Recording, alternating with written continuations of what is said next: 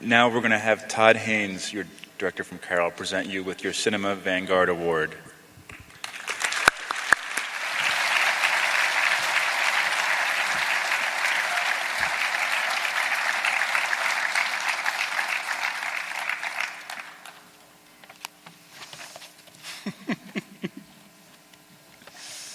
Hi there.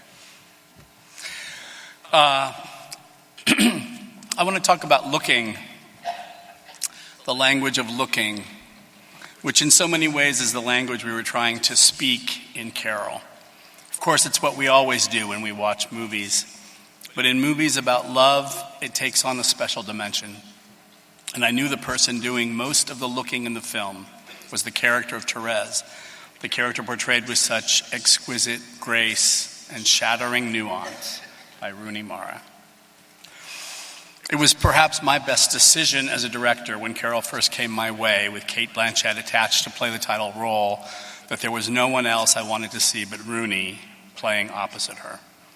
I'd seen what she was capable of in other films with powerfully complex characters, the choices she had made, which always seemed so brave and unexpected. And I'd heard from friends who'd worked with her how remarkable she was, fearless and inventive. But every film is a new constellation. So what unfolded together each day on set in our private Cincinnati, cast as New York City of the early 1950s, I could never have expected. For something elemental occurred beyond the reach of any director, where suddenly the language of camera and actor, of subject and viewer were one. It evolved in fits and starts, I suppose, but looking back now, it all seemed to be part of a certain trajectory. The lucky days we spent around the table with the script, the wrestling through the cut of the wigs, the shapes and colors of clothes, marking the progress Therese makes from formless aspirant to a young woman on the road to her future. But what became immediately clear was how much a vision we shared of the tenor of the film, Cate and Runi and I, how much we understood the role that silence would play in the looks and signals being exchanged between each woman. The best love stories reside on the side of the lover, steeped in their productive, overactive minds. If we are rooted in one point of view through most of the film, it's Therese's. And this plays into the vernacular of looking that positions each woman on either side of the glass, whether it be the lens itself or the dusty windows or doorways that so much of Carol is shot through.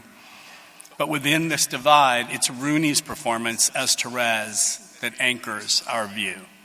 It's a performance that hums with consciousness because there's nothing boastful about it.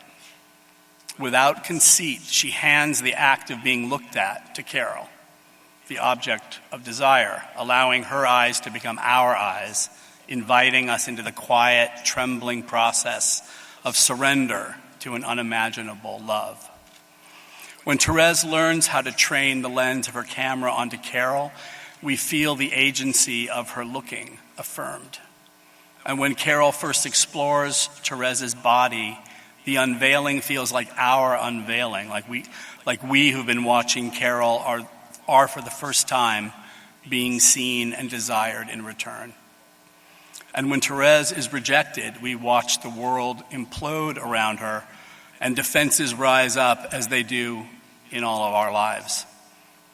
We watch this girl wisen and mature and reconfigure herself at some molecular level before our very eyes. Make no mistake, performances of this kind of acute emotional calibration require the utmost strength and intelligence and an understanding of the medium that continues to astound me.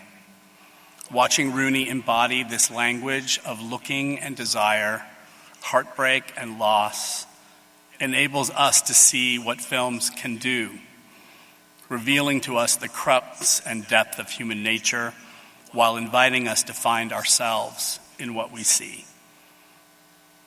I will never be more lucky to have worked with such a searingly honest, astonishing talent. The only question is, when do we get to do it again? It's my great, great pleasure to present the 2016 Cinema Vanguard Award to the amazing Runi Mara.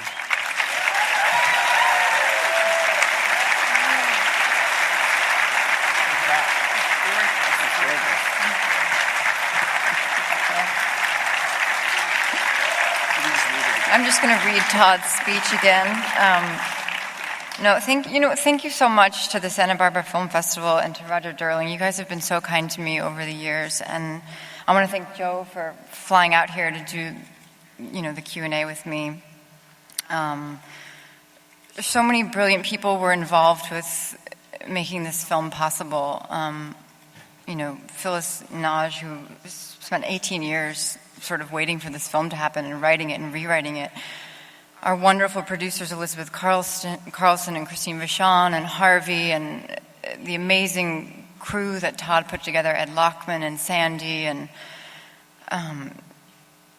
all of the brilliant actors, the magnificent Kate Blanchett, who I have looked up to since I was 13 years old, and the fact that I got to share any scene with her, let alone an entire film, is just, I still can't even believe that I was lucky enough to experience that. And most importantly, and this was really reinforced by watching all of those clips, as an actor, I really feel as though I'm nothing without my director. Directors are everything to me. I worship them, and it's really all of the things that I hate about acting are nothing in comparison to my love for directors. And I feel so honored and humbled and grateful that I was given the opportunity to work with Todd. And I want to thank him for not only believing that it was possible for me to play this part, but for making it possible for me to play it in the way that I did. I never would have been able to do that without Todd. And his entire body of work has always included interesting and real women. And I feel so thankful for that as a woman, and so honored that I get to be a part of that body of work. So really, I want to thank you more than anyone, Todd, because this film wouldn't be what it was without you, and my performance wouldn't be what it was without you. So I really want to thank you, and thank you for being here tonight and for presenting me.